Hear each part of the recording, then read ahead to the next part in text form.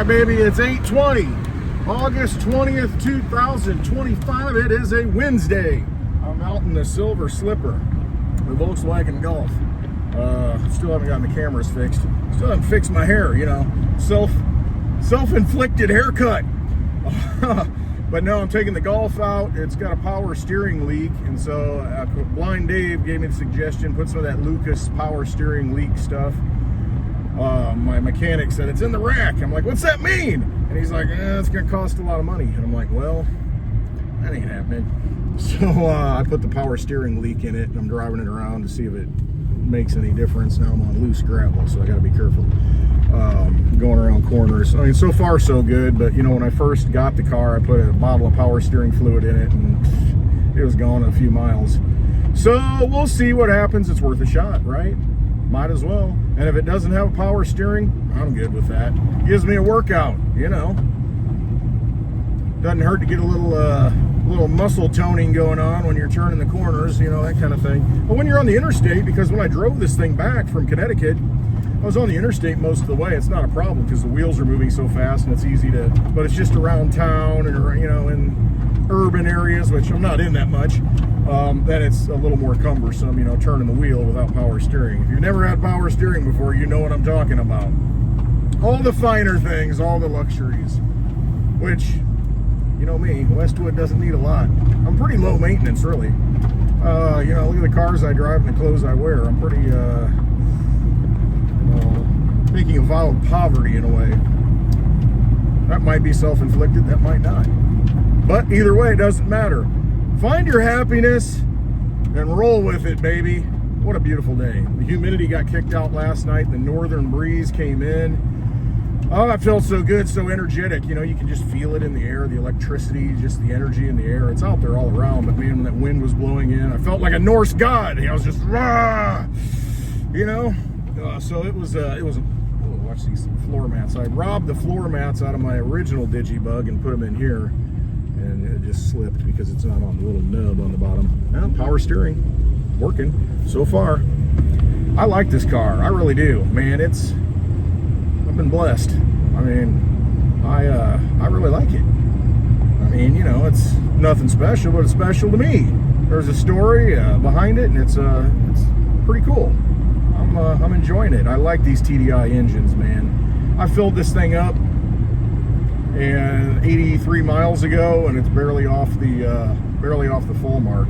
I got easily 400 miles out of a tank. I can't remember what the tank holds, like 12 gallons or something. Anyway, I did the math, and it was like 43 miles per gallon, you know, on the road, on the interstate, and so I'm good with that. It's nice, it just sips it. I don't have to fill it up. Anyway, talking about the Golf, the Silver Slipper. No, it's a good day. Every day's a good day. You make it what it is and just enjoy those beautiful things. And so I'm happy. I like working on this. I got a couple other things to work out. There's, you know, the mixing of the air, the blend doors, and then the fuel injection pump. I've got to take the top off and clean some parts in it, make sure I put it back together correctly. So I'm kind of waiting on that, but you know, it sputters when it's idling, and so that looks to be what it is. It's throwing a particular error on the code, and so I know what to do.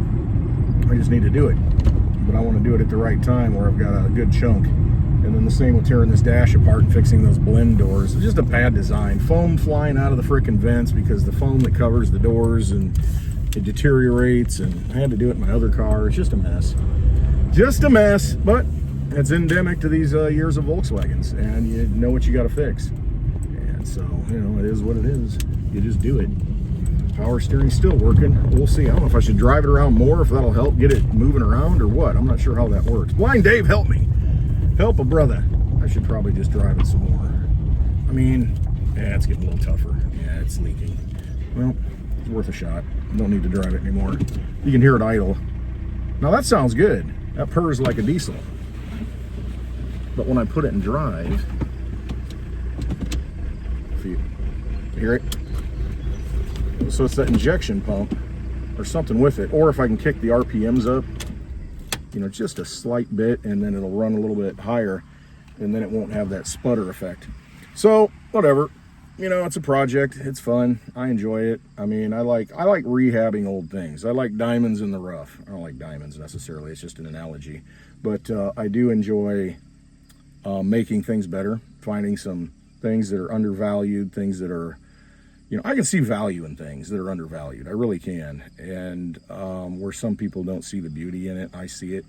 And I'm willing to shape it and work with it because I see the full potential. I remember Steve McMichael, he just passed away not that long ago. Man, that guy, he played for the Chicago Bears, the Monsters of the Midway, the 85 Bears. What a great team, the defensive line. But he was, Steve McMichael was on that, big dude, scary dude. And I remember he said one quote that I don't even know where it was said, but it was just kind of funny. He says, potential, that's that French word that means you ain't done yet. You know, and I always thought that was pretty funny. Well, I get notifications here. No, I always thought that was pretty humorous. I mean, because that's basically what it is. Potential is just that untapped energy, that thing that means you ain't done nothing yet. It's there, but you haven't done anything with it. There's oil in that ground, but you got to tap it. It takes some energy to get it out, you know, to get it to the point where it's usable. And that's human potential. It's the same way. You got a lot of potential, but, you know, if it's unused, then what is it? It's wasted. You know, don't be guilty of that wasted life. Not me, baby. I am burning away the old self and moving on. Finding the things and looking at the things that I didn't like about it, about old self, and peeling those layers off and moving on. Moving forward. That's what it's all about. You know, we're moving forward and you might be moving backwards, so step aside, right? That is the key. It really is. You know, adaptability, adapt to whatever comes at you.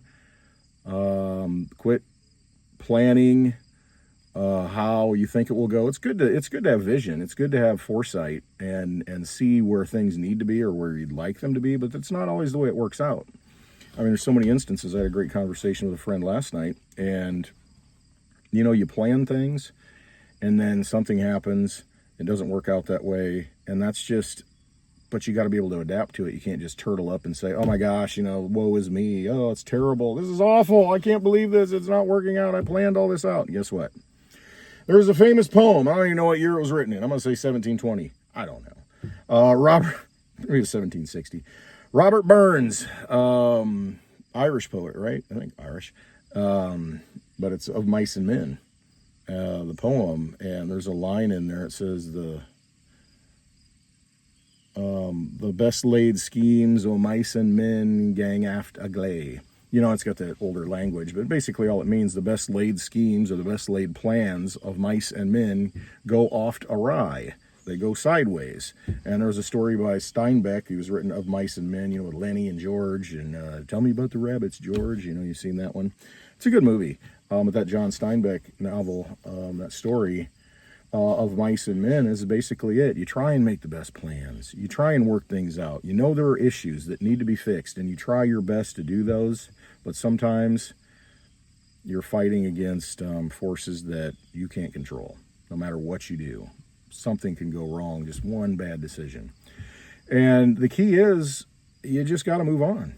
You got to realize, you know, we're imperfect and we make mistakes, but you learn from them. You have to learn from them. And all the plans that you make, all the things that you think about, and you think this is how it's going to go, and then something happens. It goes off to rye, you know, goes agley, gangs agley, and you know, you adjust, you modify, you adapt. That's what being human is. That's what this is. This journey is about. It's about adaptation. It's about learning, and it's about becoming better. And knowing how to adjust and not letting it deviate you from your course, your chosen soul path, your soul contract, whatever you want to call it, why you came here, your journey. Don't let stuff get in the way. Roll with it. Realize, okay, it's a good thing that happened. I can look back on many things, and I can say, you know what? I would have done it differently. Would not have changed a thing. And at the time, if someone told me, this is how it's going to end up, would I have made the decisions I made at the time? Probably not. I would have taken a different course. But if I had taken that different course, I would be on an entirely different path. And I would not be who I am right now. I would not have the experience I have right now. I would not have the people I know right now. And I'm so blessed to be surrounded by beautiful people. just really wonderful souls. And would I have known those people if I had taken another path? I mean, and that butterfly effect and how it affects all the other things. You know, you make one decision and then, you know, it changes the course of history, changes the course of your life. I am glad that everything has happened to me the way it's happened. I am thankful that it has. I am so grateful that it has. Because I wouldn't be having this conversation right now and speaking these words. It would be a different conversation. I might not even be making a video. I've made over 1,000 videos, I look back. Unbelievable. I can't believe I talk that much. I feel like I don't talk enough. You know, I don't make that many videos now. But would I be making those videos? Would I have met the people? Would I have gone to the conferences? Would I have been involved in crypto? Would I be, I mean, where I'm at right now, if one decision had been different and it affected all the other, you know, was consequential in affecting the other decisions in my life, would it have led me to this place where I am right now, this place of happiness, this place of thankfulness and joy? Would it have done that? I don't know. So I don't look back and have any regret. I can't, because it made me who I am today with the knowledge that I have and the outlook that I have. I don't have any regrets. I really don't. All of it has led me to the point where I'm at right now. And so I'm good with that. And I'm willing to accept whatever happens next. Hey, the power steering went out. I got no power steering here. I tried, and it's like, it is what it is. Is that a showstopper? No. Like I said, I can get a good workout every time I take a drive. You know, I try to look at the good side and the positive side of things. Is it not? Well, that keeps anybody else from driving the car too. You know, no power steering. So it's a Westwood fit only. So there's the benefit. There's the positive of it. And so I try to look at the positives of everything. I got to fix these other things. And it's like, you know, I'm not going to get in a hurry. I'm going to take my time and you know, because it is, you know, this tearing the dash apart, it's probably going to be a 4-hour job. I mean, really, and if I don't get interrupted. But if I get interrupted, it's probably going to be an all day or an all weekend job. And so I can't drive the car with it all tore apart, so I just got to make sure. And, you know, it's part of the process. It's part of learning. It's part of making things better. And, I mean, I welcome the challenge.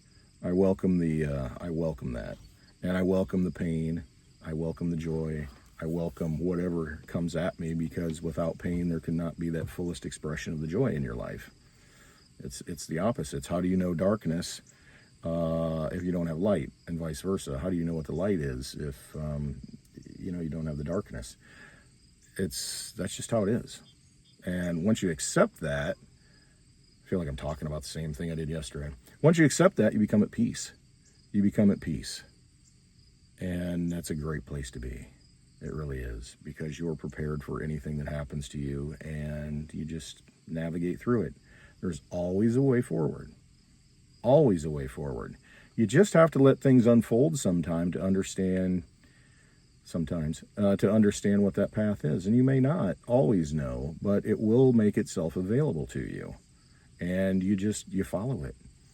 I use the analogy of getting in a canoe and letting that stream take you where it takes you. And whatever you see along the way, or whatever you encounter along the way, is meant to be. And it shapes your life. And that's important. I mean, because we can try to force things and lay the plans out, and they don't work out. They don't always work out. They really don't. But in the process of taking that journey, you're missing a lot of things if you're not paying attention. If you're just worried about, I need to get 5 miles down the river. That's my destination, and I need to get there as fast as I can. Instead, stop. Enjoy the ride. Look at the little animals on the side. You know, look at somebody camping on the side of the river. You know, look at the Sasquatch that's tracking you on the side and stalking you. I mean, pay attention to those things. There's something to be learned through everything. I mean, some of the earliest people that came over here, well, I shouldn't say that, Europeans, not even that, in our history, or taught in the history that we taught, you look at the Puritans, look at Nathaniel Hawthorne, a lot of the very conservative movements that came over here, they believed that there was truth in nature, and that nature was talking to them. So, you know, if a snake killed a bird, you know, that was a sign that evil is, you know, here and conquering, you know, or a snake killed a dove or something. evil is winning. Or, you know, if a mongoose kills the snake, it's nature showing that, you know, good is overcoming evil. And they looked at symbolism in nature to guide them and give them direction, and kind of tell them stories, give them truth. There's a lot of truth in nature. You got to realize where it comes from and how it grows and all the magic of it and all the synchronicities of, you know, just looking at everything. And I'm looking at the trees and the leaves blowing in the wind, and I mean all that interaction. Tree with the roots down into the ground, touching the earth and then reaching to the sky, and all of that interaction that makes it grow and how it experiences the different levels of life. There are beautiful things in this world. Beautiful things in this world. And they hit you at a very soulful, spiritual level if you let them. Just like last night when that north wind started to blow, I felt energized. I felt the energy from this world. It was like God's breath upon me. And it felt good, you know? And after all these days of heat and humidity, to feel that northern blast come through was just so invigorating and so refreshing. There are those things everywhere, all around us, and we need to pay attention to those things, and we need to live with those things, in harmony with those things, and tap into those frequencies. Very important. All right, so moving forward, I hope you have a wonderful Wednesday. Take stock of where you're at, what's holding you back, what is preventing you from leading your best life, you know, quote, best life. But really your soul path, your journey here, why you came here. There is a reason why you are here. Tap into that, know that. Follow that path, wherever it leads. All right. I love you all. Hope you have a wonderful day.